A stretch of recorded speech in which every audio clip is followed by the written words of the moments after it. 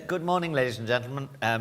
Thank you for being here. Welcome to this seminar, the Free Market Roadshow, Budapest edition, which I think is the fourth or fifth time we have held it in the last few years in conjunction with the Austrian Centre for Economics and its president, Barbara Cole.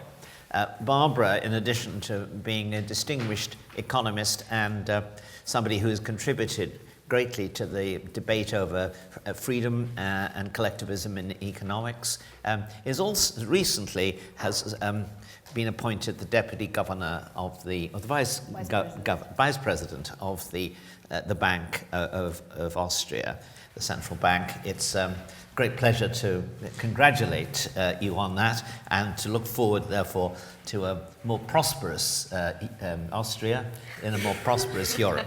I think we have a tax expert in the second panel. I think he may very well be recommending Austria as a place to put your money. So thank you all for being here. Thank you, Barbara, particularly for joining with us again on this. And now we're going to have a very relaxed, freewheeling seminar.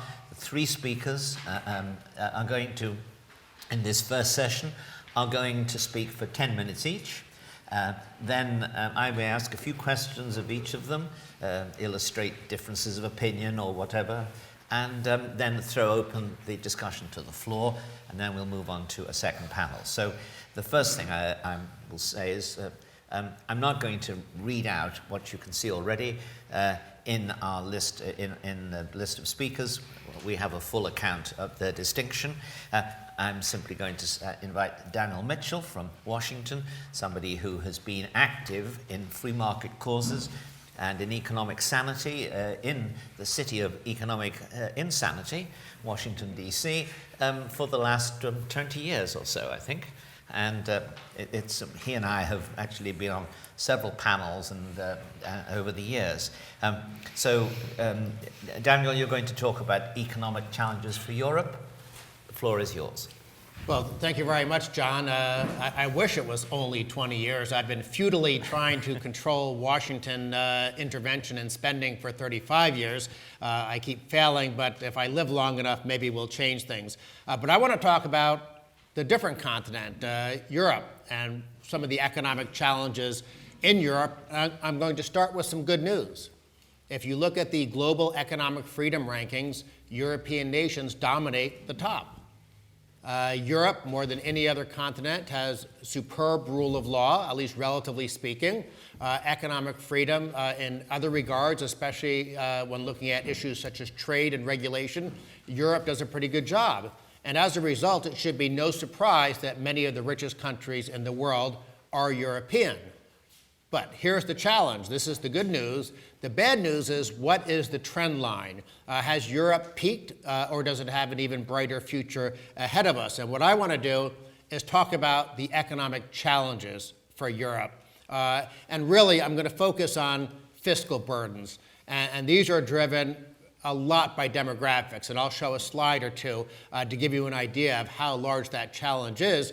But the demographic challenges are then augmented by what I would consider bad policies at the national level, governments that continue to raise taxes and spending, and also by some unfortunate tendencies by, say, the European Commission to pursue policies such as tax harmonization.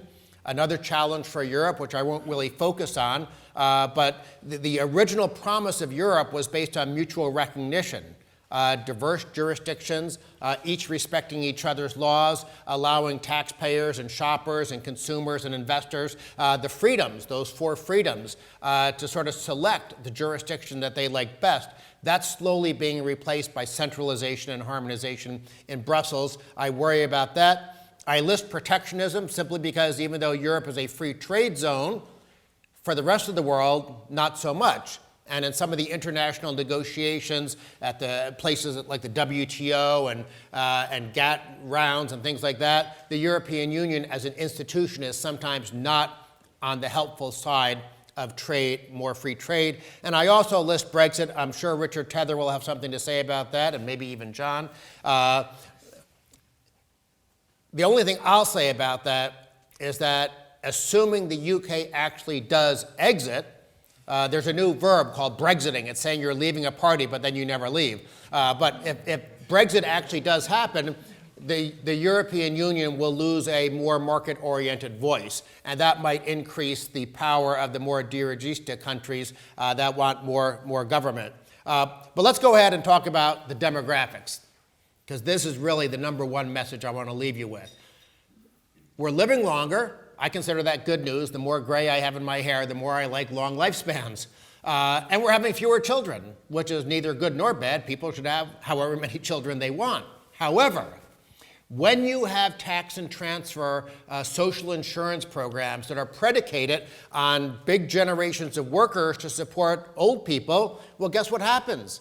I mean, in the US, we learn about a population pyramid. I don't know if you have the same term, but you have a few old people in your population, then a big generation of workers, and in theory, an even bigger generation of children who will be the future workers. Well, we're living longer, so the top of the pyramid's going like that, and we're having fewer children, so the bottom is going like that. So in other words, what may have been an affordable welfare state 20 years ago is not going to be an affordable welfare state 20 years from now. And this chart from the OECD shows you the white diamonds are the age dependency ratio for 1975. In other words, you can see that there were roughly 4 working age people for every 1 retired person. Well, the blue bars are where we are in 2015, the last year that we have full data. And you can see that it's increased a lot. Well, the black diamonds are where various European countries, or actually OECD countries, the US, Japan, et cetera, are up there as well. That's where we're going to be in 2050. And when I look at this chart, I see Greek fiscal crisis in many, many countries. Matter of fact, I'll make a prediction right here. Economists, we're normally smart enough not to make predictions because we do such a bad job. We've predicted 9 out of the last 5 recessions as sort of the standard joke in the economics profession. But I feel very confident that the next time there's a recession in Europe, Italy is going to blow up in the same way Greece did about 10 years ago. And this chart shows you it's not just going to be Italy. Without very serious substantive reform, it'll happen in many other countries. And what are those reforms? Is to do what a lot of countries, about 30 countries around the world have done, which is move toward a pre-funding model for retirement. Singapore has the most aggressive system where you have pre-funding not only for retirement, but also for health care. Now, Singapore and Hong Kong have very long lifespans, some of the highest in the world, and they have some of the lowest birth rates in the world, yet they don't have the fiscal crisis built into their system the way we have in the United States and the way you have in Europe, because they don't have the government tax and transfer programs. So we know what the solution is, we know what the problem is. Of course, however, the challenge is that politicians don't like dealing with problems until they're a crisis, and then oftentimes they then try to adopt the wrong policies. All right. We are frozen. I don't know what to deal with that, but I could talk without my PowerPoint presentation, so it doesn't really matter. Here's where I come back to what I said about the future of Europe and whether or not the European Union, the European Commission is being helpful or not. The European Commission is pursuing policies such as tax harmonization. Well, here we go. Just you click wrong way. Okay. Let me give you an idea why I worry about both the European Commission's policies and national government policies, and I'll be really quick about this. This shows economic freedom in 1990 for Western economies right as the wall fell and Eastern Europe became liberated. And you can see between 1990 and 2000, economic freedom increased in the West. But then, ever since the year 2000, economic freedom has fallen. The 21st century has not been good for economic liberty. Now let's look at Eastern Europe. If you can see Hungary dramatically increased its score from 4.89 to 7.01, then 7.22. And if you look at the averages on the bottom, you can see that's pretty consistent for all of Eastern Europe. However, look at the average today, 7.41. If we go back to Western Europe, that's still lower than Western Europe. So Eastern Europe has done a lot of reform, but it still hasn't even caught up in terms of economic freedom to Western Europe, and Western Europe isn't exactly considered a role model for economic liberty anymore. And so what I worry about is when you mix the lack of enough economic freedom to the demographic changes in Europe, you wind up with a very, very grim prognosis. And by the way, this is the same problem that I see in the United States as well. Our economic freedom score has been falling under Bush, under Obama, under Trump. And are we going to change things before the demographics catch up to us? In other words, we might have an extra 10 years because our demographics are not quite as bad as Europe's, but we're still heading in the same direction. This is the fundamental challenge for all our countries. Thank you very much.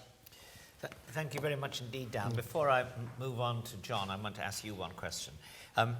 About 30 years ago, there was a book came out by Manka Olson about why it was that countries failed economically. And his argument was, if you have a long period of political stability, even in a very liberal society, the government actions and restrictive practices and collusive agreements multiply so much that they become a web of rent-seeking and inefficiency throughout the society. And it's very hard to get rid of these. You have to have a big social crisis like the one that Mrs. Thatcher, in a sense, stimulated and then fought, or his other suggestions were lose a war or have a civil war, neither of which I think we would recommend as solutions. Yeah. So I was wondering if this is your explanation here, or what's your view of that? I think Olson is absolutely correct. The analogy I sometimes use is that it's like barnacles on a ship. When you first launch the ship, the keel is nice and clean, but then over decades, you get a government program here, a new entitlement here, a new restriction or protectionism here, and sooner or later, the efficiency, the speed of your ship is has sufficiently degenerated because there's so much government. But here's the challenge. In the United States, we deal with this all the time.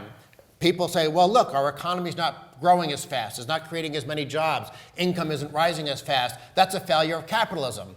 And people like me say, well, no, hold on. When we had more capitalism, we grew faster. Now we have more government, we're growing slower. What makes you think more government will be the answer to the problems caused by more government? But a lot of people don't understand that. Thank you very much, Dan. We'll move on now to John Fund. John and I are colleagues in the magazine National Review in the United States for many years.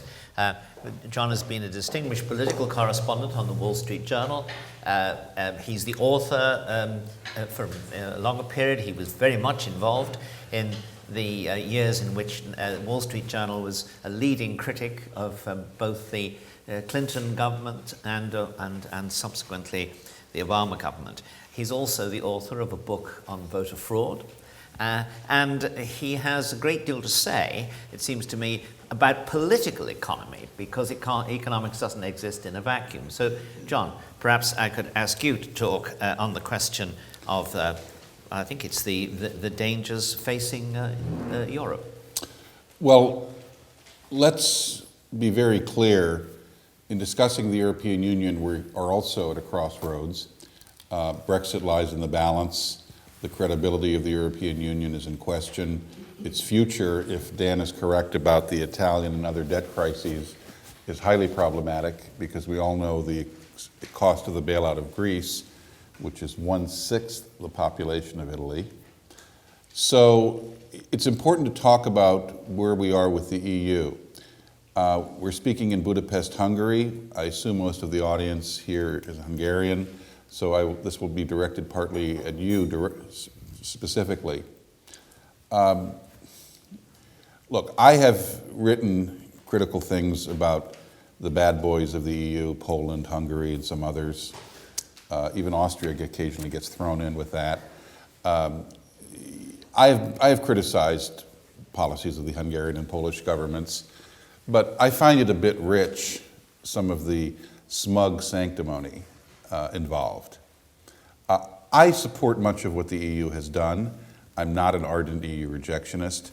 When it comes to competition policy, when it comes to consumer policy, when it comes to anti-corruption, it has done a great deal to force national governments into best practices, and I salute the EU for those microeconomic successes. But when it comes to the macro political and macroeconomic policy, which Dan is an expert in, there's a lot to be questioning. And I specifically want to address the smug sanctimony. Hungary and Poland are constantly attacked for being anti-democratic, not living up to European values and standards. Well, there's an old saying, you know, he who lives in a glass house should be careful where they throw stones. And let's address the record of the EU with its own democratic deficit. I'm old enough to have worked in Brussels in the 1990s. I've lived there. I've observed the European community and then the European Union up close for a long time. So I speak with some level of knowledge and credibility. At the fall of the Berlin Wall, all of us were excited that all of Central and Eastern Europe would be open to democracy and freedom. But at the same time, the EU bureaucrats and the visionaries all thought that this was the perfect opportunity to follow their ideal European Union, ever closer union, both politically and economically. Parts of that were very useful and idealistic. Parts of it were somewhat cynical. But they quickly had to make a decision, because they had to make a decision whether or not they would consult their populations directly as to whether or not they should have the scope of a ever greater and unified Europe and what the specifics should be, or whether or not they would proceed with technocratic and elite management of that and basically ignore their peoples. We saw the first sign of trouble in the Maastricht Treaty vote in France. And I'm only going to mention places where the countries were allowed to vote directly on aspects of EU policy. Most countries have never had such a vote, Germany included. So in France in 1992, they voted in the Maastricht Treaty. It passed with a bare 50.5% of the vote. If you added the spoiled ballots, it actually did not achieve a majority. Then you went on to have Norway reject the membership of the EU. You went on to have Denmark reject membership in the Euro, and you went on and on. So then we hit the adoption of the Euro, and again, no population was directly consulted as to whether or not the Euro was a good idea and whether or not it should replace the national currency. Once again, the people were not directly consulted. Then you went on to Britain, where Tony Blair promised, as part of the Labour Party manifesto in 2005, that Britain would have a vote on its membership in the European Union. That was completely ignored. Then you hit the famous EU constitution votes in France and the Netherlands in 2005. To everyone's shock and horror in Brussels, 63% of the Dutch and 55% of the French rejected this. So they had to come up with a new plan. Rather than rethink whether or not they were moving too fast without consulting their populations, they decided to plow straight ahead and ignore their populations. They came up with the Lisbon Treaty, which Valéry Giscard d'Estaing, the author of the EU Constitution, said was completely identical to the EU Constitution. In other words, they were going to try again without making any changes or adjustment. So then we hit Ireland. Ireland rejects the Lisbon Treaty by 46%. And the rejections to their Irish vote were hilarious. One top Brussels official described the Irish as, quote, ungrateful bastards, on the basis that Ireland had received lots of handouts from the EU and thus should be more obedient to its paymaster. Another top EU official blamed populist demagogues who had derailed the treaty by lies and disinformation. Margot Wallström, the Vice President of the European Commission, said officials should try to, quote, work out what the Irish people had really been voting against rather than what they thought they were voting against. I would have thought that was obvious. They were handed the Lisbon Treaty and they said no to it. So the Irish were bribed with about $30 billion or euros in subsidies, and they narrowly voted yes, finally. So then we move on to the 2010 Greek crisis, and again, the national populations were not consulted as to whether or not the bailouts were desirable or whether or not they should be of the size they turned out to be. And we move on to Brexit, where David Cameron reluctantly, and only because he won a majority and couldn't be reined in by his junior partners, the Liberal Democrats, he reluctantly had to fulfill a pledge to allow the British to vote on future membership in the European Union. The vote was held. There was a rigorous debate. Everyone had their say, and 52% voted to leave. John O'Sullivan has written brilliantly in National Review and other places about why this resistance on the part of the British establishment to the people's judgment has been made, and he can speak perhaps to that in the question and answer session. I will simply say this.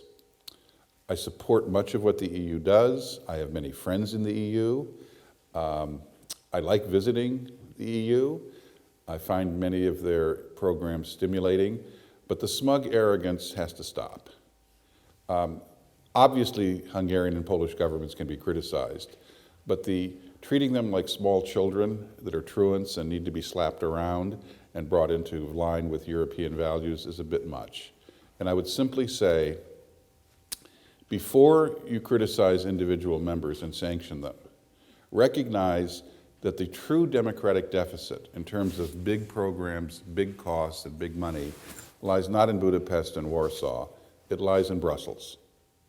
It lies in Brussels because they consistently, over the last 25 or 30 years, have refused to listen to their populations every time they vote and say, we want to slow down, we want to have a different EU policy.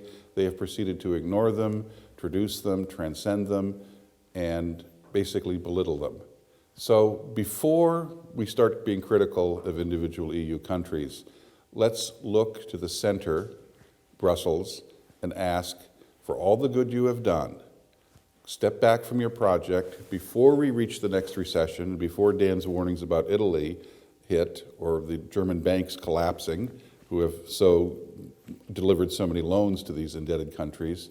Let's step back and reevaluate, because the next time you may not be able to plow forward as you did after the Lisbon Treaty and after the EU Constitution.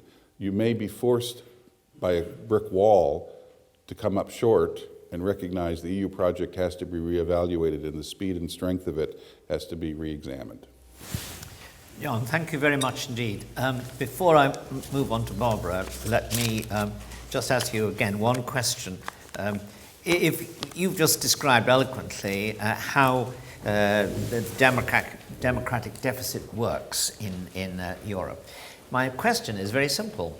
If you were to have to choose one reform that would give greater democracy to the EU, I'm going to give you three examples, but you might want to add a fourth or a fifth. They would be giving more power to the European Parliament, giving more power to national parliaments, and giving more power to the EU Council with the ministers of each of the leading states. Which would it be? Of the three choices that you offer me, I would say the national parliaments, because they are closest to the people, and the theory that we are going to do away effectively with the nation state in our lifetimes is not on. It's just not on. I would add another, which is, if you are going to do something fundamental to transform the arrangement between European populations and their states, I think consulting the voters is a good idea. I'm not in favor of referendum on everything, but I'm in favor of referendum on transcendent things. Brexit was a classic example where both Labour and Conservative promised to vote to the people. That's what the EU fears most. It shrinks from consulting the populations in a democratic way, the way that Dracula shrinks from the sight of a Christian cross. They're terrified by it. And that is why there are fewer and fewer referenda in Britain, in Europe, around the EU, because every time they put it to the people, they lose. So they've learned their lesson, and they're not going to make that mistake again in the future. Thank you. Now I'd like to turn to Barbara Coleman. Barbara and I are both great admirers of Friedrich von Hayek, who is, of course, more than one of the two or three great Austrian economists of the last century. He's also, of course, a theorist of science and politics and of other things. And we both were talking about one of his essays, Two Kinds of Individualism, which I think is, that would be the book I would give to anybody who's starting out on Hayek, because it illumines the way in which liberalism is seen in different ways in different societies, because it really is not quite one tradition, it is several traditions. Well, you're going now to talk about individualism versus collectivism, so I look forward to how you navigate that particular shallows. Well, thank you very much, John, and thank you to the Danube Institute for hosting us and for partnering with the Free Market Roadshow for the past 5 years. It's always been a pleasure and privilege to be here in Budapest for all our speakers and for our international speakers, and to partner and debate with our local great academics. And so just to tie into this concept, this week, our group on Monday had a debate with the Free Market Roadshow in Munich, and we were talking about the European elections. We were talking with MEPs what will be the challenges for the next couple of years for Europe. Yesterday in Vienna, we had a very academic debate on freedom and libertarianism and the two ends, and how this fits into this Europe at crossroads, 30 years after the fall of the Berlin Wall. And I remember very well, and many of you might, especially here in Hungary, when finally the curtain fell and everything was open and we could move freely. And all of a sudden, I always have this picture in mind. There are fields now at the border between Burgenland and Hungary, and it's farmland, and it's open, and it's free movement of people, and that's finally something, a great achievement. And we always need to keep in mind how important that is. So I briefly will go through this experiment of thought, because collectivism and individualism are some things that have accompanied the Europe for the past centuries, and we've always been discussing what is better? Is it the individual who thinks and acts in the Hayekian sense, who makes his own decisions and who is also responsible for the outcome of that? Or is it the big government, big state who does it? As we all know, Hayek said, individuals think and act. Governments do not as per se. So the experiment of thoughts, if we are all equally the same, luckily we are not. And this is what makes the fabric of Europe, that we are diverse. And this has been the success of Europe. So the problems that we face these days have already been addressed by both John and Dan. So it's the growth problems. We face lack of growth for the first time in a couple of years now. Numbers had to be changed and redirected. But still, budgetary discipline is a big issue, and debt burden. However, one has to give credit. Many countries have done their homework. They're in a better shape now than they have been, but not to the extent they should have. So where does this collectivist idea come from? We all know it. And I think this is not a good solution for us. Let's look back at what Adam Smith has said. What is prudence in the conduct of every private family can scare be folly in that of a great kingdom, of a great European Union, of a great group of individuals who've designed their future together. I don't have to quote Nietzsche here, but I think what he says and what you can read is exactly the same thing. So what has been pointed out both by Dan and John is big government is big problems. So the important thing is that we go back to the rule of law, and I think this is the basics. This is basis for a successful society to grow and to be prosperous. If we don't stick to the rule of law, we will definitely have a very bad fate. And we don't want to be reminded of those things that this picture represents. So where are we standing with this in Europe? The old G7 and the new G7 or G8. I think back then, Europe was competing, it was France, Germany, Great Britain competing against the rest of the world. Nowadays, it's one Europe that should economically, but also with human resources and with others, compete against the others. So when we have decisions made by the European Union, especially, for example, on competitive issues like the last Vestager decision on Alstom Siemens, which is based on a 30-year-old law that doesn't portray today's globalization, and of course will outmaneuver and in ways of competitiveness European companies against China and others, then we should have to reconsider and actually do exactly what John has suggested, that we look at how Europe has been very successful in deregulating, at least until the 2000s, and has opened borders, has allowed those full freedoms to make the individuals great and to allow them to prosper. So this issue of no decisions, we have seen that. The budgetary balances, as in percent of GDP, I just quickly show you who has done their homework quite well, who has solved their debt issues or not. It's not a secret, we all know those numbers. And there is issues definitely with Italy that you have already mentioned.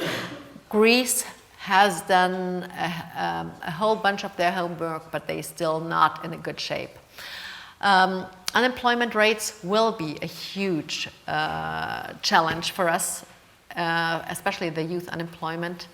And this ties in also with education. And if we look of the illiteracy, or at the illiteracy rates that we are still facing in Europe, and which kind of education our young generation has, most of the young people don't go into technical studies or advanced studies that our industries, our enterprises need. Most of them do political science, law, not that those things are bad, they are great, but in order to compete with the rest of the world, we need to actually focus or refocus. And I had a great conversation yesterday with one of the young gentlemen who is also here in the room, and he says, you know, there is lack of entrepreneurship. There is lack of responsibility and individual responsibility. Where should we go? Where are the leading examples? Those are all things that are important for individualists. So I quickly skipped those numbers that I had prepared for Greece. Just keep that in mind. We can afford Greek failure, or we could, but if other countries fail in Europe, then we are in a bad shape. And we all always need to consider it's one Europe that we need to defend against other economic entities. Collectivism is not a good idea, and it has not helped getting people out of poverty. It has been markets, it has been individuals who have helped. It's been capitalism that has created that has created the growth. It's private property that has helped us to grow and to become prosperous. So it comes back to the rule of law, and if we do not respect the rule of law, we will not go anywhere. I have this slide there because we have to be careful that we must not misunderstand that capitalism, which is nothing else but the protection of property rights, is put into crony capitalism. This is a true mismatch. Those are two entirely different things. So keep that in mind. One thing that is also very important when we discuss individualism, it's personal responsibility. We are responsible not only for ourselves, but for our families, and we have to take that into account. As every entrepreneur takes his own risk and takes the risk and pays for it if he makes a mistake. So that's the individual versus the state. We don't want those pictures anymore. We've seen it all. 30 years ago, finally there was a cut in Europe, and we must not be reminded of that. So Mises put it this: the ordered organization of coercion is what he calls the state. Well, Mises wrote that in the 20s. We have to be very careful when we look at those, but it's the individual, again, who thinks and acts. These are just the numbers of the decelerated growth in Europe. I will just skip that. but because I think that political decentralization in the European Union, where we have a better subsidiarity principle at work, will help us. And we do not want the liberal, in terms of libertarian ideas, the pro-market ideas that have always helped, the sanity of the markets that have helped Europe, continental Europe. This is not a good solution for us. So with this free trade instead of protectionism and not managed trade, I think I would like to close and want to thank you and think that we also look for Europe in competing regions, which will help us grow and be prosperous, which allows individualism and not collectivism that has destroyed Europe, actually. Thank you. In the last millennium, not in the new one. Thank you.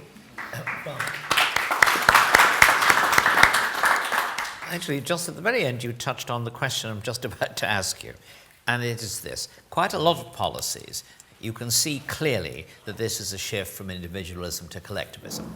You nationalize an industry, give it a monopoly in the market. That's plainly a shift in that direction.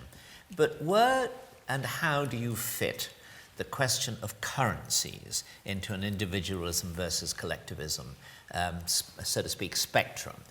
Because one of the things which is clearly, at the very least, created difficulties for Europe in the last 18 months, years, has been the euro. And I wonder, what do you think, if there is, so to speak, an individualist solution to the problem of currencies? Well, I'm not speaking here as a person of the central bank. So it's only my personal individual opinion, or the opinion of the Austrian Economic Center and of the Austrian School of Economics.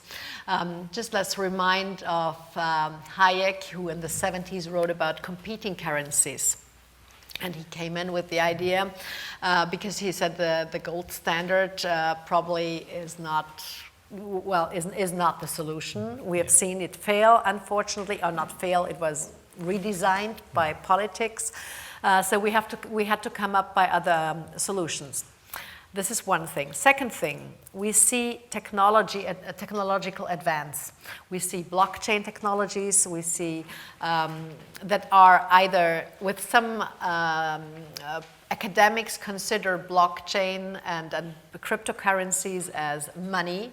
Others don't, because they don't fulfill all the three preconditions that money has.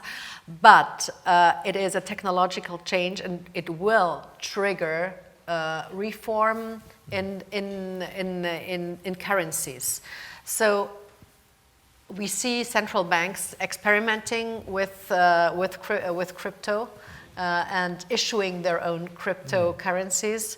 This is a way forward. Yeah. It's not the one size fits all. Yeah. It's a very positive thing. So I think the individualistic solution that we see via modern technology will help us to be more flexible and not to use one size fits all solutions. Good. Thank you very much indeed. Well, now I think we can throw open the debate to the floor and ask for contributions and questions. I would like you to keep even your contributions, let alone your questions, to a few, at most about a minute and a half, if you can, because obviously we want people to be able to respond to them. So, do I have the first question and or contribution? Yes, the gentleman there. Hello, good morning. I'm András Wolom from V4SDG, Visegrad for Sustainability, also former youth delegate of Hungary to the UN. Thank you very much for your insightful presentations. I wanted to ask, what do you think, how in the free market framework can we respond to challenges of sustainability, both environmental and social? Currently, I believe that much of economic research would at least say that there might be some challenges when it comes to growth in general, if we line that up against matters of environmental and social sustainability. So what do you think, how from free market perspective can we respond to these challenges? Thank you. Well, I'll just briefly address that. We're living in a country where the environment was completely degraded under communism. I visited Hungary in 1989. Portions of the country looked like a vast Martian wasteland. So clearly, collectivism is not a friend of the commons. Unbridled economic growth, unconstrained by concerns of private property and individual rights, obviously can be very deleterious to the environment. What you want to return to is the rule of law, and the rule of law is very clear. You have the right to engage in economic activity that does not transgress against the rights, the health, or the security of others. And that goes for protection of the environment, protection of animal species, and individual rights. You do not have the right to pollute in the stream if the pollutants carry downstream to the next property, just to use a concrete example. So if you have an independent judiciary that is not corruptible and that carries the principle of individual rights seriously, you can achieve a balance, as has been achieved in many countries, between the rights of those engaging in economic activity and those who want a clean and pristine planet. You never achieve a completely pristine planet because that's a form of stasis that leads to stagnation. And some parts of the United States with our hyperactive judiciary have achieved that. You know, we used to have this theory of NIMBY, not in my backyard. You don't build anything, not in my backyard. In too much of the United States, we have turned it into BANANA. BANANA stands for build absolutely nothing anywhere near anybody. And you don't want that either. I'll just say something real quick about social sustainability, and I'm having to interpret what I think you probably mean based on the US debates. We have a major challenge in the United States on the issue of inequality. And it's driven, I think, by a conceptual mistake by some of my friends on the left who think that the economy is a fixed pie. So if someone like Bill Gates or Warren Buffett becomes rich, they genuinely think that means the rest of us have become less rich. And that's simply not true. The goal of economic growth, John F. Kennedy famously said that a rising tide lifts all boats. And if you look at the long-run data in the United States, the well-being of lower-income people, upper-income people, middle-income people, they all track together. When there's an economic downturn, everyone suffers. When there's growth, everybody improves their position in life. So my view is that the right market-oriented policies where we focus on growth and poverty reduction is a much better way to get good results than by focusing on inequality. Because focusing on inequality, you get the redistribution, the high tax rates that depress entrepreneurship and innovation. So if that's the way that you meant social sustainability, which is sort of how it gets used in the US, I genuinely think that economic growth for poverty reduction is much better than redistribution through class warfare. One gives good results, one gives bad results. And just very briefly tying in what Dan said, a wealthy country takes better care of its environment and has more sustainable policies. Find me a poor country, and I've recently traveled to Africa, find me a poor country that takes excellent care of its environment. I don't see it. They can't afford to. Sorry, one last sentence on that. We must not forget that economics is not a zero-sum game. We all create added value, and by creating added value, we are able to take care of those issues, especially our environment. There is in the United States particularly a school of economic thought called property rights environmentalism, which I think our speakers were all referring to. I think it deserves greater attention on the liberal side of politics. R.J. Smith, who runs his own, who's a one-man think tank called the Private Conservation Group, he's someone who's written very eloquently and wittily about this. I think the Competitive Enterprise Institute specializes in it. I'm sure, I don't know of any European think tanks. Maybe I'm wrong.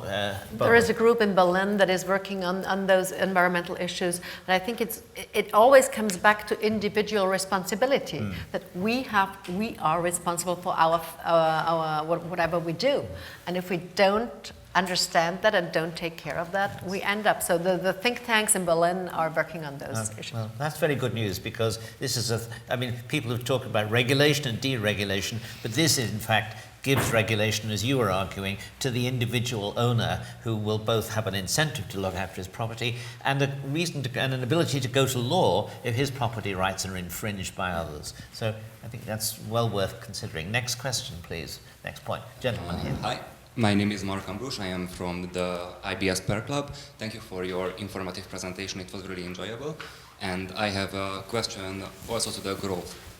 So you mentioned that Europe has a constant growth, especially in the eastern part, which has sadly slowed down from the 2000s. And my question is concerning the scarcity of resources. So how is a growth sustainable on the long term when we consider that all resources are scarce and the majority of them are not reusable? And also to this question added, that how to go around it, and whether this constant growth is really a good measure of economic performance.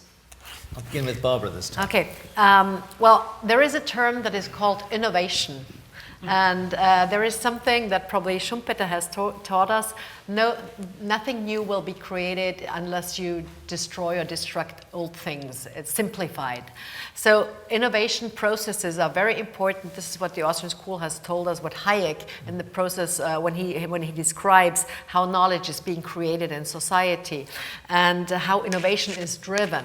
So new things come up, and we don't have to be afraid that we run out of resources. We will create new things.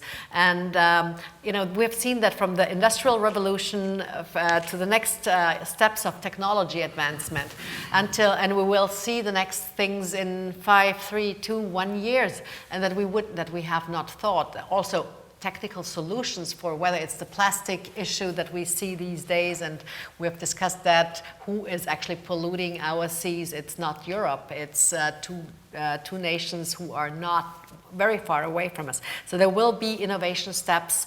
The only thing that we in Europe need to be careful at is how do we trigger innovation? How do we allow enterprises to be more innovative?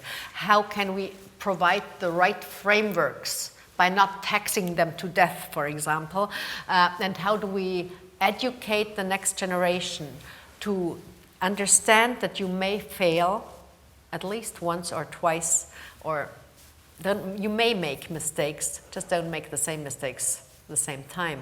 But that we need to experiment, and that this helps us to get new resources, new innovative solutions.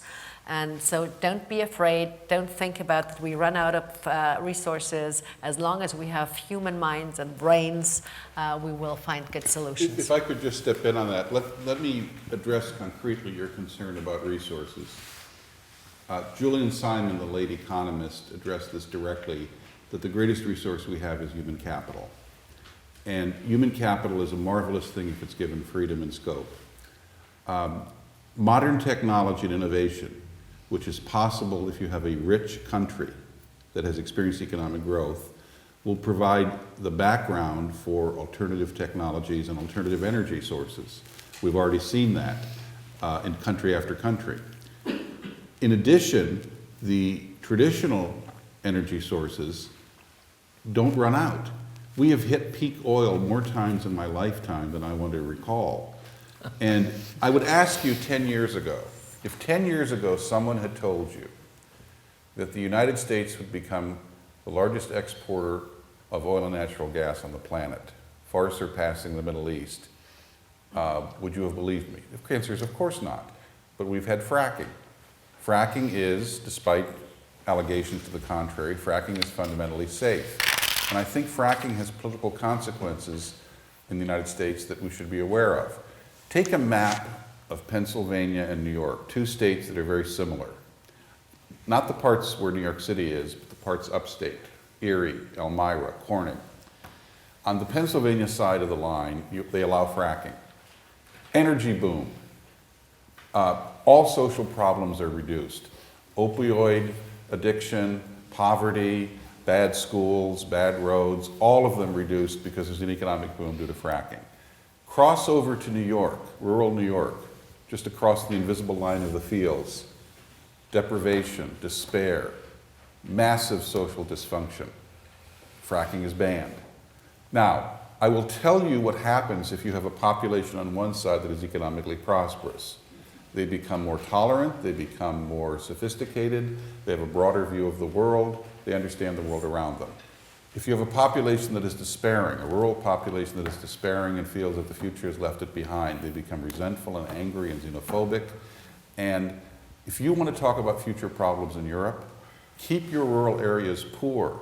By, for example, in Poland, where they don't allow fracking, despite a vigorous debate, keep your rural areas poor, and you will have exactly the type of voters that you fear the most. Seriously. This has political consequences as well as economic consequences. Thank you. Dan, anything to add? No. No? Okay, good. Next question. Thank you very much for the panel. I think everyone benefited a lot from it. My question and comment would be rather revolutionary than informative, because I really feel that we do touch some of the very essential problems that we face. Daniel was in the beginning. You mentioned the problem of our declining population, and I think everyone knows it in the room, right? That is a problem. Everyone knows it. The European citizens knows it. But there is no European level policies, there is no European level billboards. I cannot recall any company, any program that was focusing on that. Guys, we really in big trouble, and it's going to happen in 10 years, in 15 years, and we're going to feel it. So that's my first problem, that why are we not promoting the problem, whereas everyone sees it? And I don't mean to protect the Hungarian or the Polish government, because they do have the point, but they not act accordingly to the goodwill of their own citizens. But they do have a right, and that's my first part. The second, what John was saying about the problems in the last 30 years and how many things were just off the table. You haven't even mentioned, for example, the minorities. The EU promotes itself as the most liberal entity on the world, and the minorities we are not able to protect over the last 15, 20 years. And this is 2019. It's not 80, 40, we're not after the Second World War.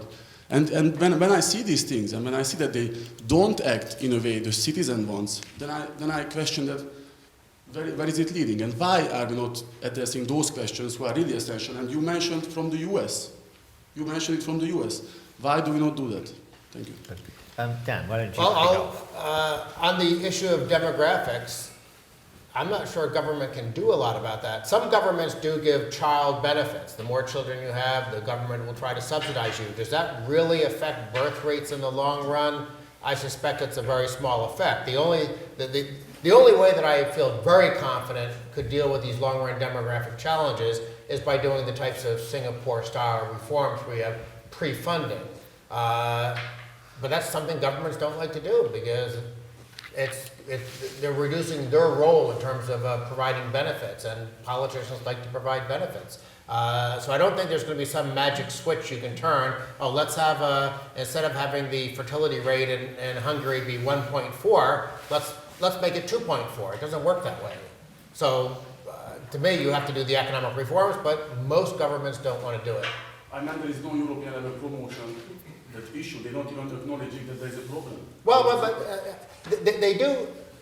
I see in national government documents, and even from the OECD and elsewhere, and the IMF, this is very, very well understood among public finance, actuarial, and demographic experts. Everyone knows that we're sort of heading to a cliff, but nobody actually wants to, turn the wheel of the car. And again, can you do it with migration? Well, yeah, in theory you could do it with migration, assuming that the people who are coming into your country are net tax contributors rather than net tax consumers. And we deal with that challenge with migration in the US. You're dealing with it in Europe. We both don't do a great job of assimilating. We probably do a better job than Europe, but it's still imperfect. Again, only the actual reform of the programs is the only surefire way to address the long-run problem. John? I'm finished. Barbara? I don't think there is anything to add to that. Governments fail in providing those solutions. Well, I have one kind of sub question to it. I have one question. That is the demographer, David Coleman, very distinguished Oxford demographer, a sensible conservative, friendly to the needs of women, but by no means an ideological feminist. He argues on the basis of considerable research that if all Europe had the same workplace rules making the workplace friendlier to women as Denmark, there wouldn't be a problem of this weight.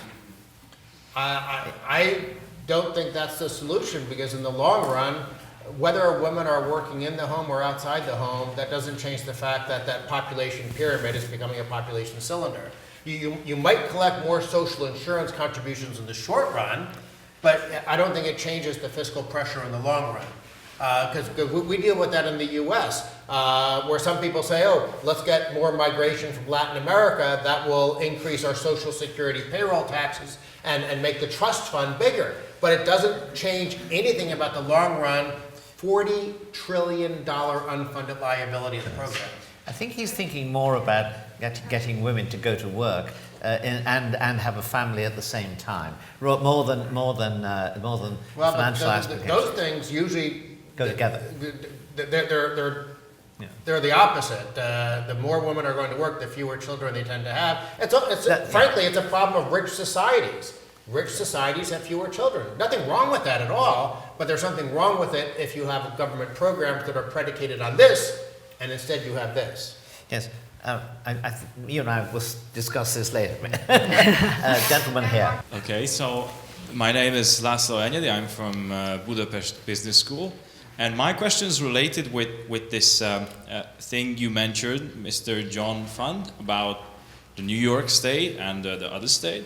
So if you basically need resources in order, if I understood that word that you used, sir, it's extracting something, it was plugging? Allowing energy development. Allowing energy development.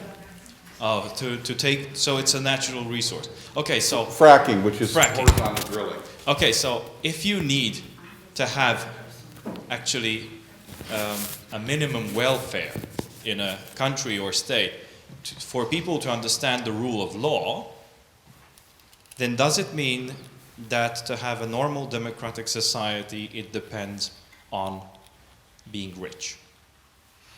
It makes it easier.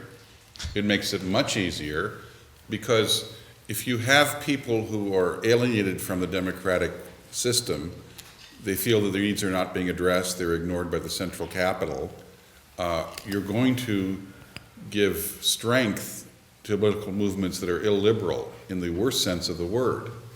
And I mean, I don't think anyone in this room wants those kind of sentiments.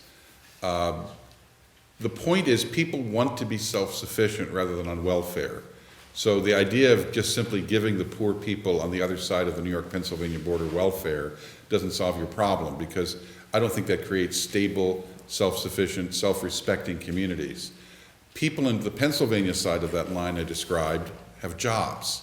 They go to work. They have a sense of purpose, dignity.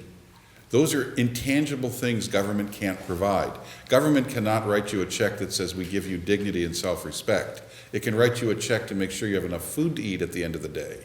But there is nothing better than a private sector job that gives you a sense of worth and that makes the breadwinner of the family, be they female or male, single parent or multi-parent, that gives them a sense, I am providing for my family, I am self-sufficient, I have worth in my community, I have self-worth.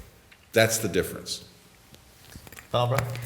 Nothing to add on that. Nothing to add? Or Nothing other than that I apologize. I have to go to the airport as soon as this is done. And I do want to thank John and the Danube Institute for for hosting, once again, a very good program. Well, thank you very much indeed, but I want to thank, of course, the three speakers, including Dan, for terrific, very, very entertaining on the one hand, but also you answered all our questions, except the last one, with complete conviction and persuasiveness. So thank you very much indeed. Thank you. If people would take their seats, I'd be grateful. We now will have a session, the final session. Again, as before, you have the descriptions of the two speakers, both distinguished. They're both people who've managed to make life difficult for the bureaucrats who are trying to control our lives. I think my guess is that they're both against autonomously driven cars, although I think you voted for the motion. Only for coming back from the pub. But anyway, so I want to thank you both for being here. I'm going, as before, what we will do is I will ask first of all Terry Anker to speak, and then Richard, and then we'll throw open the debate to the floor. So Terry, the floor is yours. Well, thank you, John. I'm amused by the fact that you hand cash to young people and they immediately are deployed to go spend it. So we've lost them all, I think, much like when I give money to my children. So I'm grateful for all of you with empty pockets for staying to hear this afternoon's remarks. So for the last 35 years or so, I've been in the business of private equity investing, largely in startup companies. And so as one might imagine in that business, you spend a great deal of time analyzing a market and attempting to determine what it is that a customer might prefer and what their perspective is as they come to your potential product.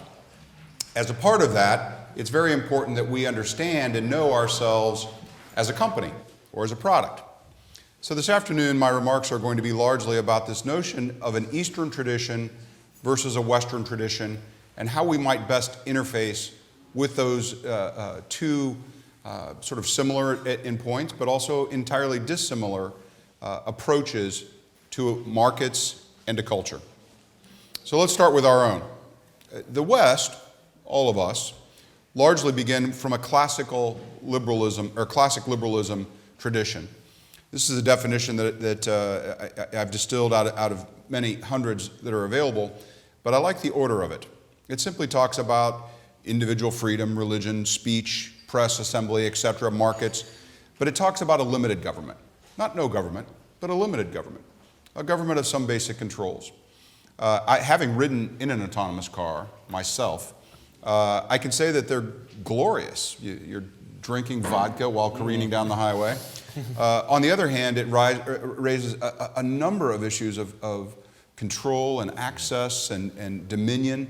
As somebody who may end up being on the inside of that list, it'd be great to move everybody out of the way so that my car moves faster than yours. But this notion of limited government, what kind of role might it play in that, is something that the classic liberal tradition will challenge from the very first day of autonomous driving to the very last. Where does this come from? How is this sort of tradition in the West formed? I would bring a few of these rather disturbing faces to mind. David Hume, John Locke, and others in the Age of Enlightenment. Imagine that there is a natural law, an order of things that cannot be replaced by a social demand or a political ideology. And that roughly corresponded, interestingly enough, I think, with Isaac Newton, Copernicus, and others in the scientific revolution, who said regardless of the fact that the Queen might argue that the world is flat, there are natural facts that will suggest to the contrary, and they, regardless of what our political ideology might be at any given time, will trump the notion of the ruling class. As we continue to think about this idea of how our business, our culture, might interface with another, it's important for us to understand what that market might look like. So you imagine Europe at about 750 million people. The EU is 500 million or so, and you add to that the US at 220. Even if you imagine that we have another 10 million or so that are uncounted, it still is a relatively small number. And you compare that with the East, China at almost 1.4 million, India at 1.3 million. Coincidentally, I'm confident by the end of the decade, India will surpass China in gross population. Africa, which we rarely discuss as a very impressive labor force of 1.3 billion. So the Eastern tradition, let's begin to imagine what those many billions of people, how they're rooted, how are they moored, what is it that they think about as they're coming to our market? Well, first, there's not a single Asia. In much the same way that I imagine that we humans live in a very narrow band. While you may prefer it to be a degree or two warmer in this room than I do, by and large, we can only live in a temperature that's not very cold to a temperature that's not very hot. The same about the number of days that we could go without fluids. There are only a few days. There may be some variability between all of us, but more or less we're within a range that's very narrow. And the Western tradition has created that sort of bound, if you can imagine that comparison, for all of us. We look at rule of law, we look at the power and importance of the individual, we look at innovation in very much the same way, even though we pretend like our perspectives are vastly different. Now, you compare that to the East, there is not a single Asia, not a single East. Society is much more aligned by nationality than by tradition. So as I approach that market as a business person, I'm not selling to a single sort of unified course that I can identify, but instead, I'm talking about many, perhaps hundreds of thousands or millions of different cultural expectations. So is there cohesion in Asia? I think probably not. And so what that suggests to me is that there will be a battle for dominance as an Eastern orthodoxy begins to rise. And I think we already begin to see that in China and other places as there's some attempt to define themselves as Asia. So let's talk a bit about two significant Asian powers, and we'll come back to that notion. China has a very long and complicated history. We can talk about the Han Dynasty, we can talk about multiple dynasties, and various scholars will disagree. But largely, the legal structure, at least, is that of Confucianism versus a modern, more or less modern, Soviet-era form of legalism. We can discuss and debate at great length about whether the Constitution rules or whether, in fact, a party rules, and if so, who rules the party. And those questions are absolutely routinely debated. But the point that I would make is that it's highly unsettled, just in that one area. And then you think about social order, for example, in India. They have the colonial history, which suggests that they tend to lean towards the Western tradition, although you start with someone like Nehru, who absolutely was a socialist, if not a communist. And then you go to someone like Shenoy, who was a hardcore Hayekian, and absolutely somebody that believed in open markets. And it was, I think, his efforts in India, although they've been largely overlooked, that led to some of the expansion in the technology sector and other areas in India. But it's created a whole variety. I think there are, 56 official languages within the state of Indiana, or India rather. But it's created a very unsettled social order. What will India ultimately be? So you look at these back and forth. The rule of law in the West is dictated by tradition and a strong adherence. The rule of law in the East is something that is very difficult to define, if is definable at all. The West believes in personal property and the rights of the individuals. The East, it tends to be more collective ownership. The human resource in the West, we expect individual humans to innovate. In the East, we tend to think of the human resources, again, as a collective. Individualism is frowned upon, if not discouraged. In the West, we have this notion of preservation of natural resources. In the East, we have this idea of exploitation of natural resources, which is the reason that things tend to be cheaper and much easier to access. But those are fundamental differences in the way that we approach this idea of how we might collaborate. So now you see this direct expansion of China specifically, but also of Asia in general. Is that expansion of their culture and an ideology, or is that something that is intended to support a world market? It's unclear, but I look back to this fundamental tenet about the West and how we perceive the world. It seems as though we might expand with the idea of expanding markets. With the East, is that something that we're looking for? Or is there a generation of direct support and charity? It's not something that we've seen. So it raises to mind, to come back to my earlier slide, the Monroe Doctrine, 1821 or so, President James Monroe in the United States proclaimed that all of Central and South America was in the American sphere, meaning that it was important that we for our own national interest, defended it militarily, and claimed it as our own. I raised my chin a bit in some sort of almost haughty Austrian way, if I must say, Dr. Coleman, to point to the ridiculousness of that kind of assertion. But is it conceivable that we'll see a rise of an Asian power, specifically perhaps China, that will make a claim likewise in the South China Sea or throughout all of Asia? Or perhaps is it a conceivable notion that someone might, after significant investment in Africa, simply claim that Africa is in the interest of that world power? And if so, what would a Monroe Doctrine from Asia mean to all of the rest of us? So, of course, when you start talking about a Monroe Doctrine, the United States at that point in 1821 felt as though it was militarily secure enough that it could attempt to defend that kind of a swath of territory. So let's look a bit at current standing armies. As you can see, the NATO numbers, while those reserve numbers I think are a bit squishy because of conscription, and many European countries have 4 or 5 months of service for juveniles to give them a year or two of advancing in age before they go to college.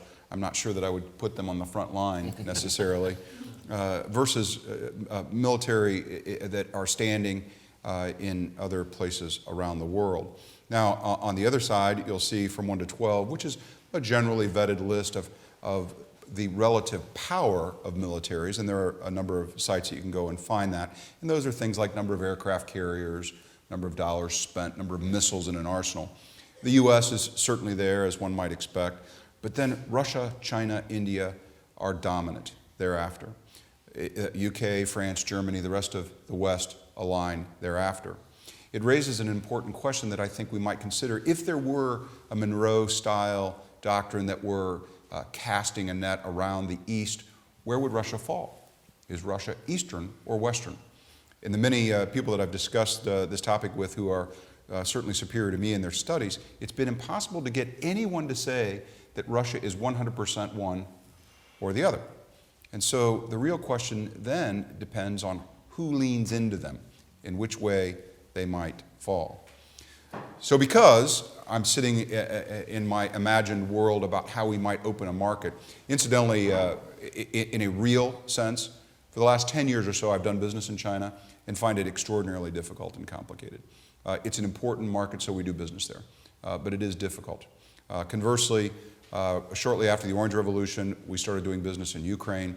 We now have about 65 employees there and have another 30 or so in Romania, and continue to expand, although we have real concerns about Ukraine's challenge with Russia and what that would mean to young employees, especially young male employees. If a war were to break out, we'd lose them immediately, which has encouraged us to think more broadly about moving employees to other places in Eastern Europe.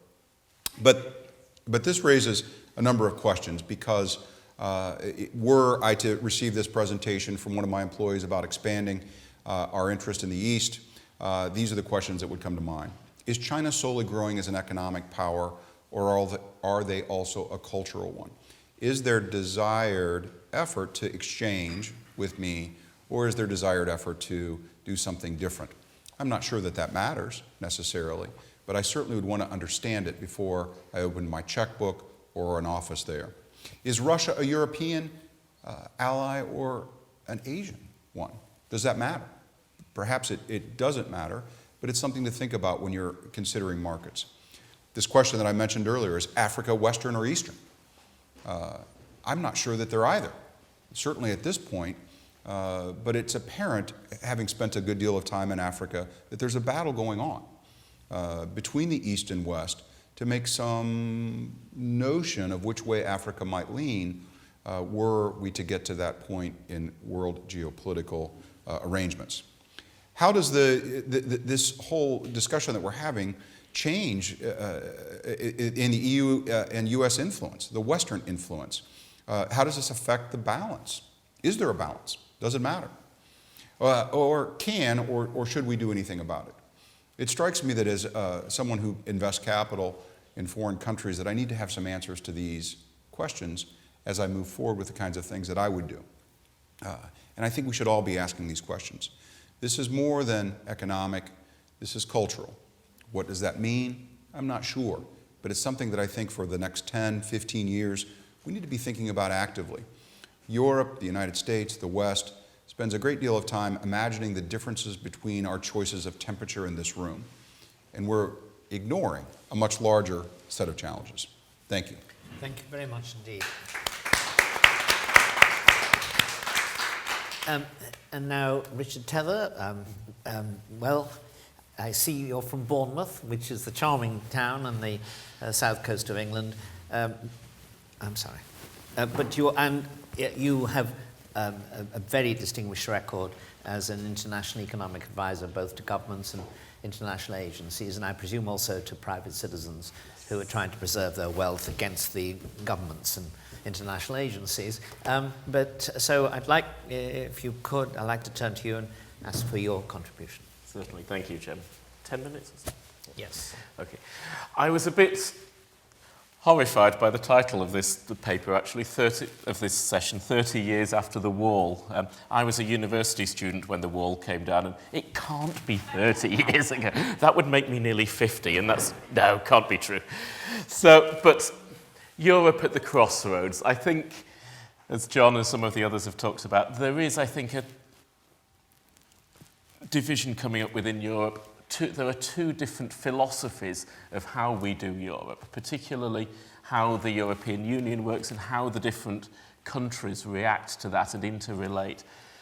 And these two, I think, are one, perhaps the traditional European idea that we have variety, we have competition, we have experimentation. We have different countries within Europe, and they do different things. You know, we're here. In fact, the last couple of days' trip have been a great example of that. Austria and Hungary used to be part of the same empire, but still had different institutions, different approaches to things, different cultures. And that used to be very much the European way. And some economic historians have even said that that is why Europe was successful in the 16th, 17th, 18th century against some of the monolithic countries, you know, the Chinese, very centrally controlled world. But Europe was able to do things different ways, experiment. Different countries were going in different directions, exploring different ways. And that made Europe very strong and very successful because we had that variety. On the other hand, we're seeing increasingly, certainly from Brussels, the European Union idea of this top-down centralization. And, of course, Hungary has been on the receiving end of a lot of that with the European Union, the councils, you know, objecting to the way that Hungary has chosen to do things. Which of these is going to be dominant? I think, personally, it's important that the first of these wins and that the countries are able to do things differently. Yes, we're all part of the European Union. Okay, hopefully Britain won't be for much longer, but we're all part of Europe. We all have to work together. We all have to recognize and respect each other's decisions, but ultimately leave different countries to make different decisions. And that allows for the variety and experimentation. Now, that's a sort of introduction. My thing is tax. I know that a lot of people don't like tax. I don't like tax either. But I know a lot of people don't like talking about tax. But I will be doing. But bear in mind when I'm talking that I'm talking about how the European Union approaches tax. But this also affects all sorts of other things. Regulation, consumer regulation, but social policy. All this sort of thing, this principle of the two philosophies of allowing countries to do things differently versus harmonizing and making the European Union the same applies to almost everything in politics. I think taxes are too high. I think taxes are much too high. I think that low taxes encourage growth, they encourage new business, new investment, and ultimately give more opportunities for people to take part in the economy, take part in business, and to generate new ideas. And I always like putting this graph up. This shows the effect of low taxes. You'll see the red line at the top on the left, is the United Kingdom. This is GDP, gross domestic product per head, so some idea of the income per person on average in the country. And you'll see there, the UK starts off and goes up sort of slowly and vaguely steadily, but not very quickly. Okay. Below it on the left, the blue line, that's Hong Kong, which of course initially was a British colony, but going back to the idea of variety, actually had a lot of autonomy and was able to run things itself, certainly its domestic economy. And look what happens at the start. It's a colonial subject. GDP, income per person, is about 1/4 of the UK back in 1950. And they both go up together a bit for a while. But then suddenly in the 1970s, the UK continues to go up very gradually. But Hong Kong starts to rocket, starts to climb very quickly. And look here, coming up to late 80s, early 90s, Hong Kong actually overtakes the UK. More income per person than its former colonial masters. Partly because of a marvellous man, John Copperthwaite, who was effectively the civil servant in charge of finances in Hong Kong, who was a great supporter of low taxes, low regulation. In fact, he was the man who refused to have the government collect statistics, because he said, if we have statistics, people will want me to do something about them. So it's far better to just allow the economy to get on by itself. And there you'll see now, Hong Kong per person is about 25% wealthier than the UK. Amazing result of low taxes. And a superb example.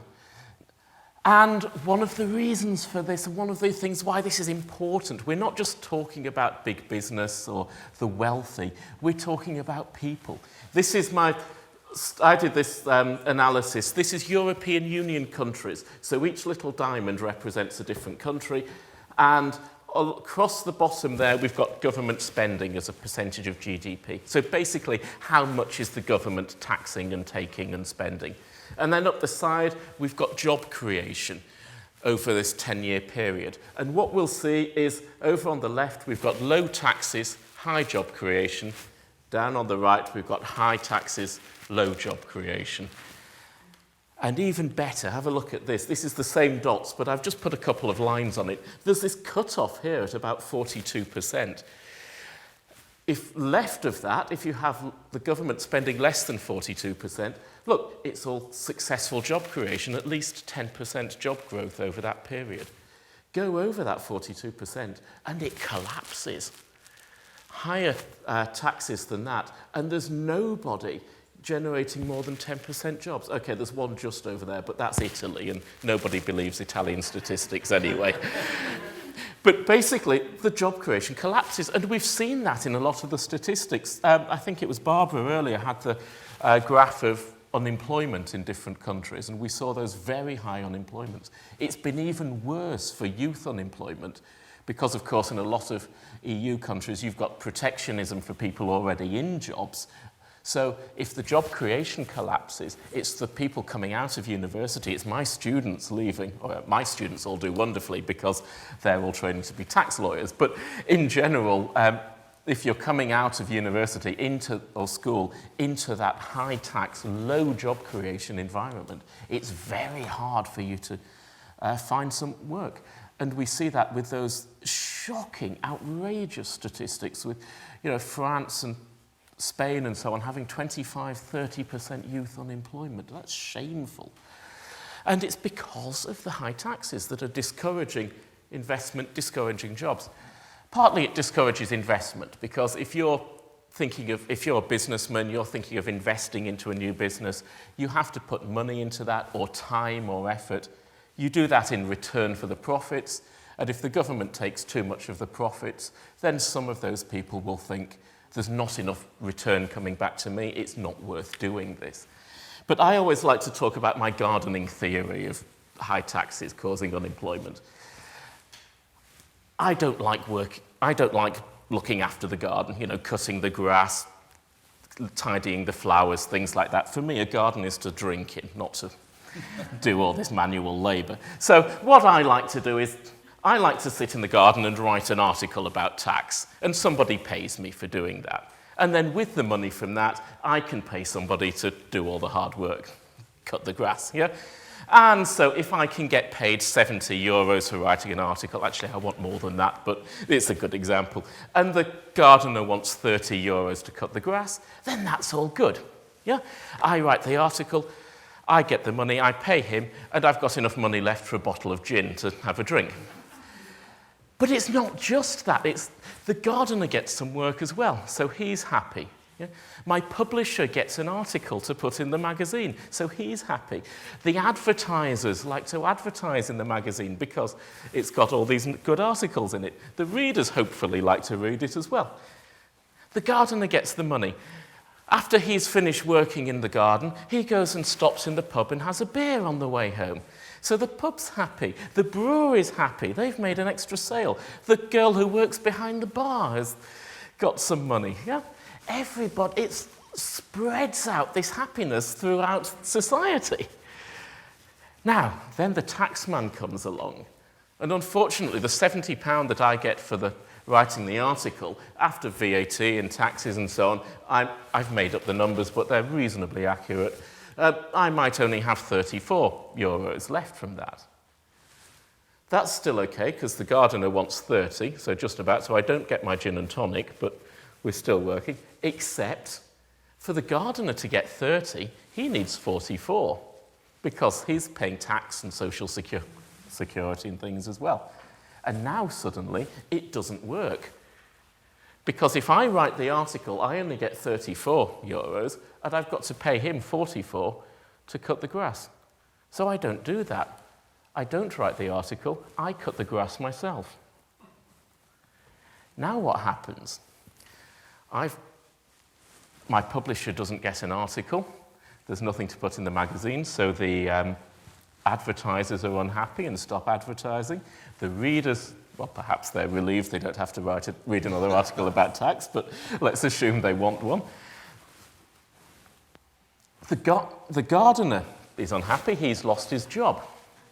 He doesn't go and buy a beer when he's finished work. The pub decides there's not enough business in the afternoons, so they close in the afternoons, and the barmaid loses 3 hours of work a day. And again, the misery spreads. And all because of the tax. And the worst thing is, they don't actually get any tax, because I've decided not to do the work and not to employ the gardener. So the whole thing has collapsed. All this happiness that we'd built up before has gone away, and the government still hasn't got any money. And my garden looks dreadful because I'm no good at cutting the grass. So, yes, it's only one tiny example, but it's recreated millions of times. And when you think about it's not just me as an individual doing this, it's also businesses making similar decisions as well. You can see how, once it's multiplied, this really becomes a big thing. And who actually suffers the cost of these taxes?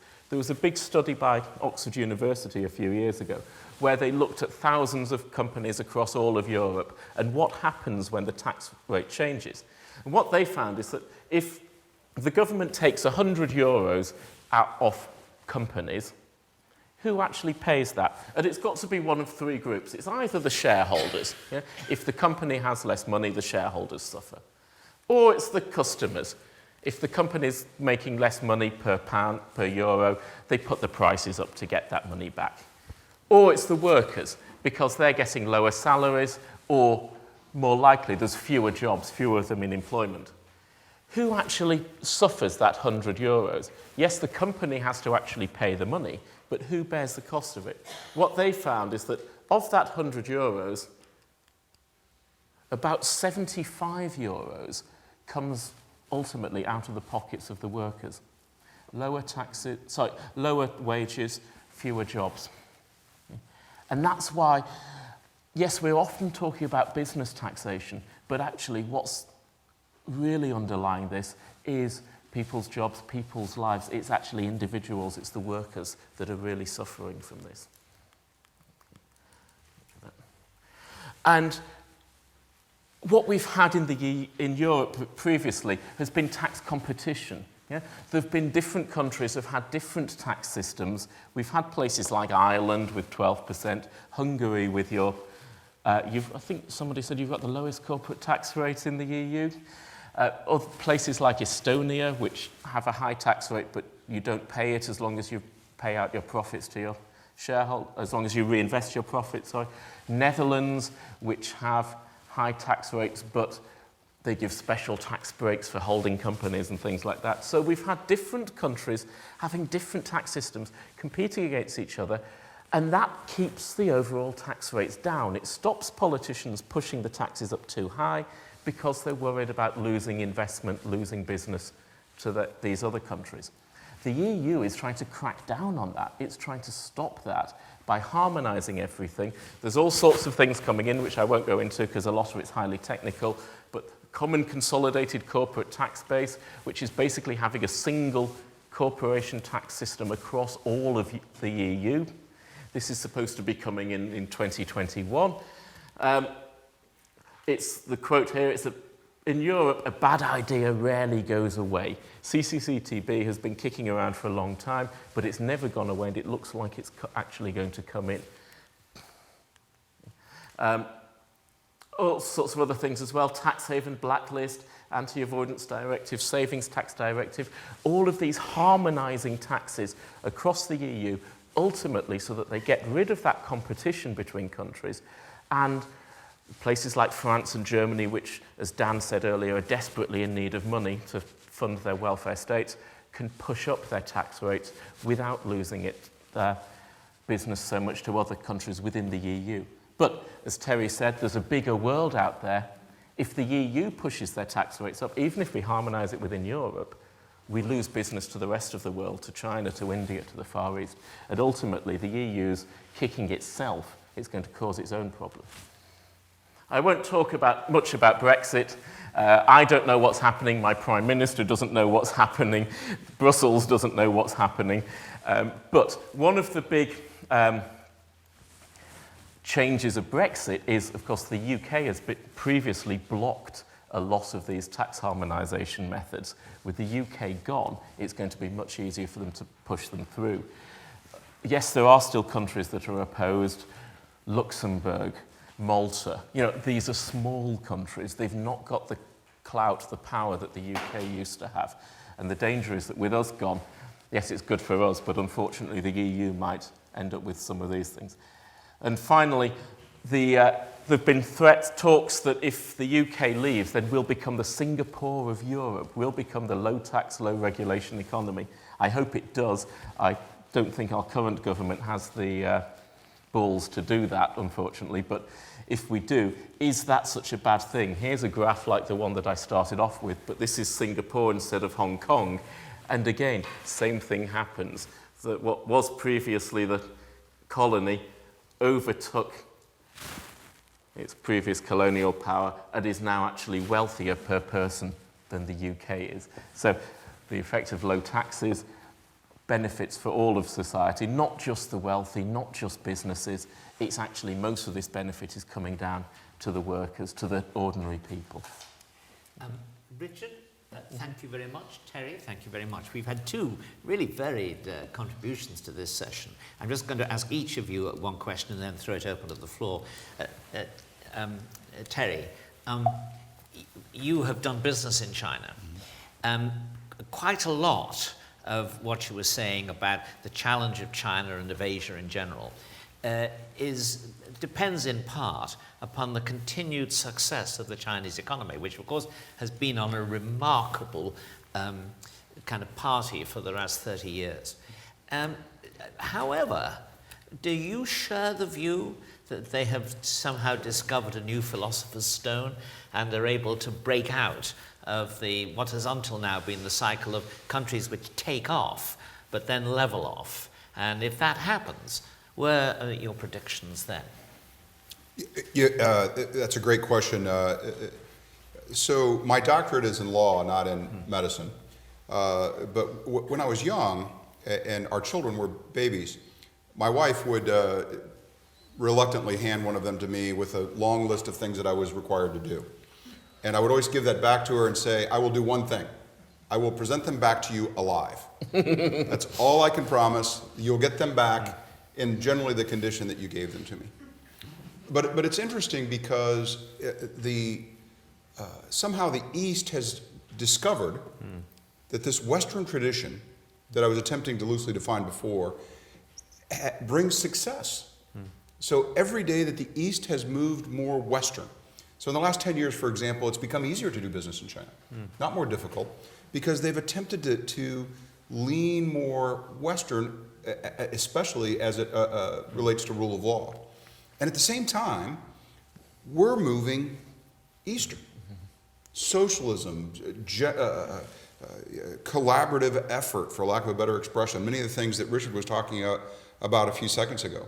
So this flattening that you're talking about, I think, would occur only to the extent that they would stop moving towards the West, or the Western tradition, not the West geographically.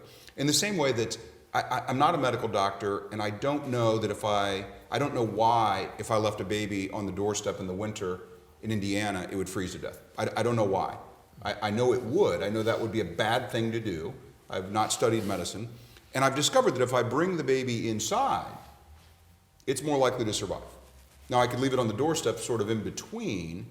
It might be ill, but it might survive. And so I would use that comparison to your question, which is China will level off. And it has become much more successful as it's leaned into the Western tradition. Rule of law, individual property, innovation. But if it stops at the doorstep, its growth will stop. However, if it comes indoors and we, the West, continue to move outdoors, we're going to be standing in a long, cold winter while they're on the other side of the door. Thank you very much. Now, my question, Richard, to you, it's a two-part question, actually. You mentioned the idea of Britain becoming a low-tax Singapore. It's often said, and I tend to think there may be something in it, that the Singapore story is more complicated than tax, that it also has an oddly interventionist government in all kinds of ways. So I'd like you to, my question therefore is, what is if you go deep into the Singapore example, what do you conclude? Maybe you conclude what you did. And the other section of this is, if Britain were to become such an economy, as you say, internally, within the EU, the pressures in favour of raising taxes would increase and the resistance would decrease. But what about the power of example? What would a number of countries in Europe say if the British did become a Singapore, or indeed just did better under a better tax regime? Yeah, thank you. The first one's difficult because, of course, the problem with trying to do any economic analysis is that nothing else stays the same. You can't make everything else freeze while we just change the tax rate and let's see what happens. And yes, you're right, in the early days of Singapore, it was much more interventionist. These days, it tends, I think, to be socially quite interventionist, but economically very laissez-faire. So in terms of the economy, I think that's the important thing. And if you look at the graph here, the point at which it's picking up is the point where it's becoming more economically laissez-faire, where they are going back from those economic restrictions and allowing their companies to compete and expand. So I think that low tax, low regulation thing is actually behind a lot of the success, rather than the idea of developing its own internal industry and things like that. Yes. So I think that's the way to go. And yes, on your second point, leading by example and so on, I think that's really coming to the heart of the tax competition thing. And back to what I said at the beginning, this two different philosophies about Europe. The bigger advantage of having differences within Europe is that we can experiment, we can see what works, and then we can also see what doesn't work, and we can hopefully move countries from what doesn't work to what does work. And that example, that experimentation, seeing things differently, and the whole where's my big graph there? This whole idea of being able to look at all these different countries and say which actually does work, which doesn't, which systems work, which don't. That's one of the big advantages of this variety, and hopefully with the UK being out of Europe, once we do eventually escape, then we will be able to see more variety, and then the EU hopefully these policies that they're bringing in, these attempts to keep pushing up tax rates, will be seen to be less successful than the UK and other examples, and hopefully then eventually it's going to take a lot of work by people to campaign to go against this, but at least you'll have the evidence, you'll have the example to use, and I hope that, you know, what was the phrase? We've saved Europe by our example, or something like that. Yes. So, yes, I'm not saying we're leaving out of altruistic reasons, we're leaving because we think it's the best thing for us to do. But I think that one of the benefits to the EU is that we will be able to give this contrary example of a European country doing things differently, and I hope succeeding by it. Good, thank you. Let me throw open questions for the floor. And Barbara? Thank you.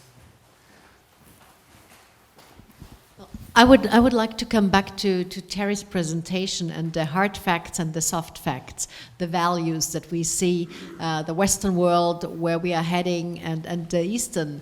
How do we as economists, I mean, you provided facts and figures, but how do we provide the next generation of the challenges that lie ahead, and how can we explain that values on both sides are important, and that once we do business, we need to stick to certain rules? Thank you for the question, Dr. Coleman. It's interesting because any young manager in our companies that we're attempting to bring up, and I think this is especially important for the students, you're given a number of responsibilities as a young manager. Let's say that there are 10 responsibilities, different things that you have to do. And a very ineffective or challenged manager looks at those 10 things as being all equal. And they count them all, they measure them all, they think about them all, but they treat them as if they're equal. And the truth is, in running companies, there are 2 or 3 of those variables that are controlling. If you manage those 2 or 3, the rest become irrelevant. They become the different, the marginal return is so narrow at the bottom. I refer to the story, which is not apocryphal. I literally told my wife, I will keep them alive. That's my, and I did. I have 2 sons, they're both living. We've managed to pull that off. But I knew that a list of 20 things, you know, which rattle to use and the kind of food and all these things that were very important, I'm sure, for that momentary day or 2 that I was responsible, I needed to set the priorities in the order that I knew that I could accomplish. Economists, like many people, allow themselves distraction by all the Thurgood Marshall called in the law the emanating penumbra, all these things that you can't see a connection but they exist. And articles are published and people get praise in journals because they've identified some new rare element. Well, the truth is, if we focus on oxygen and nitrogen, most of us can breathe. And these rare elements are important and interesting, and perhaps people die in Great Britain because of isotopes that say something or don't say something, but who really cares? What we really care about is, do we have an oxygen and nitrogen mix that supports life? Do we have an economy that manages the few basic elements in a way that supports the kind of growth that you see in Singapore and Hong Kong? They're not complicated solutions, but it's extraordinarily important that you understand which of the many variables you count are important and how much they should be weighted. Thank you. Another question. Gentleman here.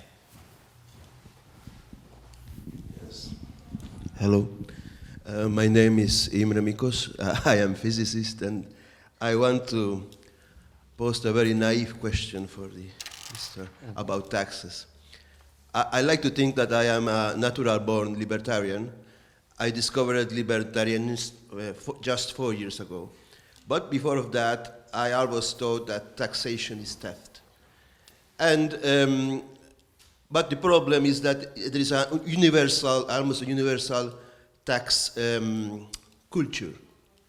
And if you say somebody that this is an inefficient way to solve the things, why I have to give my money to the government and the government pay my services? That's absurd. Why I not pay the services directly, for example? Or why I have to accept that government pays military and so on. but nobody is speaking about that. You also just spoke that states should lower taxes, not eliminate, or almost eliminate.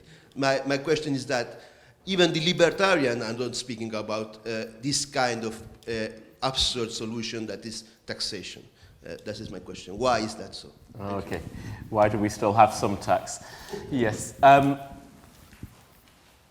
Partly because I think we can convince more people of the importance of lowering tax than we can of eliminating tax. So once we get taxes down to 10%, then let's have the argument about whether we get rid of them completely. Yeah, let's deal with the let's get the easy victories before we go for the difficult victories. There's also within that, I think, arguments about which sort of taxes we should have. And economists have this ranking of taxes that taxes on capital are the most damaging, taxes on land and taxes on consumption are less damaging. So we can look at the mix of taxes as well.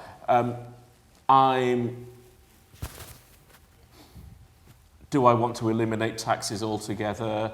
I'm not quite sure. I don't think that's a problem that we even need to think about at the moment, because at the here we are. We've got countries that are 45, 50, 55% tax. Let's get them down to 10, and then we can talk about whether we need to get rid of the rest. Go back to the 19th century. We used tax rates of 10% were normal. Government spending 10% of GDP. The UK managed to colonise half of the world while only having a 10% government spending 10% of GDP. It's, you can do a lot with not very much money. Let's get to that stage first and then think about whether we get rid of the rest. Do I have another question? Gentleman here. So I would just like to ask as a student that why did we get to the situation that we are paying 50% taxes? What could be the explanation for that? Yeah. People like free stuff, I think is the basic idea. No, there's also, there's this economic theory of concentrated benefits and diversified costs. So for each government programme, there is usually a small group of people who are benefiting, and the cost is spread across all of the taxpayers. So it's very difficult politically to get rid of these programmes because you've got a small group of people who will lose a lot if this spending stops, and they're out in the streets and protesting and making all the noise. How much is each taxpayer benefiting from getting rid of this one programme? 10 euros a month or what, It's because this cost is spread across so many people. The benefit of getting rid of it is spread, and nobody is really feeling enough pain from one programme to actually get rid of it. I think that's one of the big problems. So as the number of programmes increases, what you need to do, of course, is to get rid of a whole lot of spending all at once. But that's so that people can see a big reduction in taxes. But that's politically very difficult, and doing it piece by piece. There's always more people objecting to getting rid of that programme than there are people I would just like to add to the question that when you showed Singapore, sir, you talked about the situation in Singapore. So does it mean that in Asia, people are willing to sacrifice more from social spending? Or how does it, I would expect to have a, what is the name of the money that I get when I'm old? Pension. A pension. So I have an expectation to have a pension. I don't know yet, but so I have this expectation, and if I don't get it, I'm angry. But in Asia, it's not like that, if I know that, yes? So yeah, and the advantage of Singapore was that they got in right at the beginning, so when they did become independent, they had a leadership, back to your point about perhaps them being a bit more authoritarian in the early days. They had leadership with the right ideas economically, so that they never had the expectation of that pension. And then at that stage, they brought in these, the proper savings pensions, where people, it was compulsory that you had to save for a pension, but you were saving it, it was being invested, that money was there to pay for your future pension. And then people thought, okay, that's good, there is a pension coming. Yeah. Whereas in the European countries, it's much more, because we've now got this expectation, it's going to be a very long process and very expensive to get rid of that, because there'll have to be a generation who have to pay for their parents' pensions and save money for their own pensions. So I think that's the difficulty of getting through that, whereas Singapore started off from sort of ground zero, and they started off from nothing and were able to do that. The big problem with the UK, or one of the big problems, so that the UK pension fund, initially it was supposed to be a contributory fund where you paid into the scheme and the scheme didn't pay out until you retired.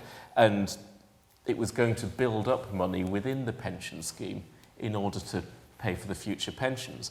What they did was, partly as a result of the First World War and the problems of that, they decided to start paying out pensions to pensioners immediately who had not paid in because the scheme was new. Yeah? So that was what put the scheme on a financially difficult position right from the beginning. Well, right from its early days, whereas Singapore's got around that. They've said you're paying into a private scheme. Until there's enough money in your pension pot, you don't get anything. Which I think back to, yes, because they were perhaps more strict in the early days, they were able to keep that system. And now, of course, they're getting the benefit from that. People are retiring, they've got the good pension that's funded. I might say it in a much easier way, which is it's just easier to raise rates. I own a coffee shop in the airport. It's the only coffee shop. Rather than trying to sell more products, buying bananas and selling them, and teaching my employees to make a macchiato or something else to sell, I simply raise the rates. As long as you're captive, I can raise the rates until you stop drinking coffee. And then my business will fail, and we'll start over again. And it's simple. You raise rates as long as you can, because it's much easier than government being responsible to sell other products. In other words, to open new markets, to allow for open borders, to encourage business. It's just easier to raise taxes. You know, I think after the fall of communism, Boris Yeltsin was asked, what do you think of communism? And he replied, I think it is an experiment that should have been tried in a much smaller country. So, exactly correct. Melissa. I just wanted to comment on Singapore. I think that their pension fund is more fully funded than most Western government pensions. They do a good job in Singapore. Yes, yes. Incidentally, I think the Chileans have a very good one too, maybe even better. But okay. And I have one final question, because I think we've got to come to the end. What's been a very sparkling session, actually. But it's the same question to both our speakers, and it's a common sense, plain man's question, so to speak. The march onward of automation. A lot of serious economists, some of a libertarian bent, see this as presenting us with enormous problems of joblessness. Now, I know in the past those haven't been realized, but nonetheless, I think we have to take the thing seriously. Now, when this is discussed very often, people like us tend to say, well, of course, there's huge opportunities for people to start their own businesses at home on the kitchen table and other things. I don't think a lot of ordinary working people find that a very persuasive reply. It may be correct. And my question to you is, what is a persuasive and correct reply? Terry. I think it's the speed with which this transition will occur. In the debate earlier today, the pro-argument, I might have thrown into that there's an inevitability because of the convenience. We're talking about safety and all these things. People smoke cigarettes. Is there anyone that believes they're safe? No. No, they smoke them because they choose to, or we choose to. So the safety argument is a difficult one. We'll move that way for convenience generally. But if we manage that transition in a way that doesn't seem as abrupt, I believe that people will adapt. Purdue University, which is a very important agricultural university internationally, two things really, astronauts and agriculture, which is an odd combination of things, but the vast majority of astronauts in the West have graduated from Purdue University. But for about 120 years now, they've been giving a thing annually called the Ag Report. And as a part of that, one of the things that they predict is when we will run out of food. For 120 years, they've been saying roughly 5 years. We'll run out of food. There won't be an adequate food supply, there won't be an adequate water supply, there won't be enough to take care of us all, and people will starve and the world will come to an end. Naturally, that's not occurred as yet. But the reason for that is because it happens generally slowly. With the advance of technology, if our friend John Chisholm is right and the singularity occurs and there's this instant moment of prescience among technology, then we have a different problem. But my expectation is that the flying cars and all the things that we imagine in the Jetsons cartoon take much longer to get to us than we think. And so if we all take a deep breath, these things will arrive slowly, and workers and all of us will adapt in a much more predictable way than we imagine. Okay, thank you. Richard? I think all you have to do is think about the jobs that didn't exist when I was a child. You know, if I think of what the careers advisors were telling me, you know, all these computer jobs, all these online jobs, website designing, all that sort of thing, and all sorts of other things at the, not just at the top end, but also there's all the less skilled jobs, you know, all these coffee shops that are opened up in years and so on. There's all sorts of, not just the opportunity to set up your own business, but there's all sorts of employment opportunities and jobs as well that just weren't there before. And this is where I think the opportunity is coming in from automation. As more things are automated, people will come up with new ideas. There will be things, jobs for people to do that we just can't imagine in 20 years' time, or that we just don't think are feasible now.